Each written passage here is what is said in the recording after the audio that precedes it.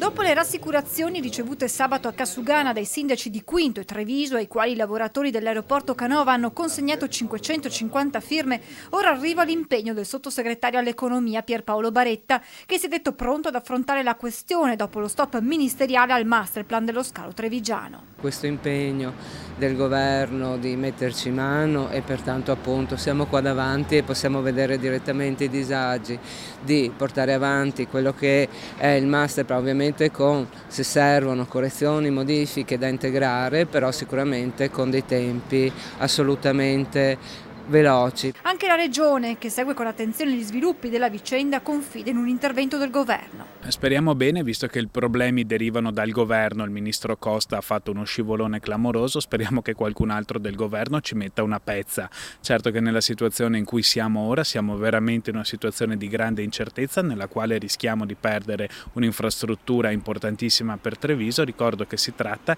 dell'aeroporto più vicino a quelle che sono le future Olimpiadi. Intanto i sindacati hanno organizzato 1 o 2 giorni di volantinaggio all'esterno dello scalo per rendere partecipi i passeggeri di quanto sta accadendo e i possibili rischi a cui si potrebbe andare incontro. Se qualcuno dovesse decidere per una riduzione dei voli ci sarebbe un impatto sull'occupazione non indifferente. Una riduzione dei voli potrebbe sicuramente impattare su quel passeggero magari ricorrente che utilizza delle destinazioni che magari potrebbero essere appunto tagliate. La riduzione dei voli comporterebbe appunto questo taglio e più che altro anche la non possibilità di fare i miglioramenti per questo aeroporto. Certamente non stiamo parlando di aumento dei voli ma soltanto miglioramenti della struttura. I sindacati hanno ricordato come non si chieda di aumentare il numero di voli ma di mantenere l'attuale situazione e come il blocco del masterplan non consenta di realizzare le opere di mitigazione previste. Per mitigare sia i rumori, sia l'inquinamento, sia